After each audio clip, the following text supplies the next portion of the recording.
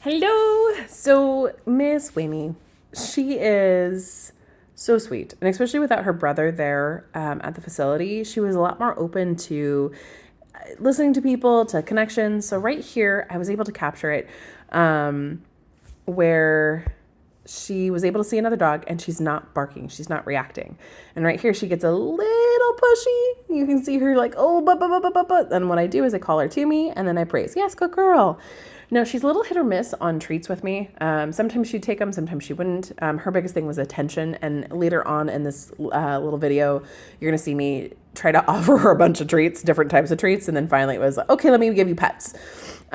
Biggest thing with this leash and with her focus is that I'm just looking for engagement. So she looks up at me. Yes, good girl. So whether it's a pat, praise, a little rub down, some treats, whatever she'll take as positive reinforcement, we're going to use.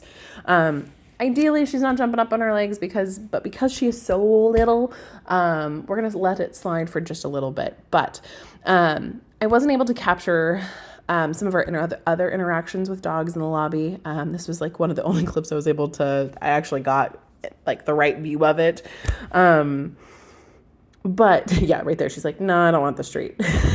But I was able to get her to be triggered and then redirected to me. Now, this I sped up because it was a little bit in between dogs and towards the tail end of the day where I'm just asking her for her engagement with me. Hey, focus with me. Yes, good girl. And that's where she's like, no, I don't want that treat. So I'm going to offer a couple of different ones. And by the time she doesn't like any of those treats in my bag, I'm going to give her some love. And the love made it work. Now, I also was trying to work on play engagement with her and play reinforcement, giving her the opportunity to, when you engage with me right there, yay, good girl. And then she's like, yes, let's do that again. So when you're walking with her, what you can do is when she barks or disrupts it, we redirect it. And then when she focuses in on you, then you make it a party so that looking at you is the party is the best thing versus having fun, having adrenaline junkie behavior with barking at another dog. I also was able to work a little bit in the yard with this where she kind of called in response on the behaviors and for the most part did really, really well. I also was doing some leave it commands here and she was more interested in me than the treat.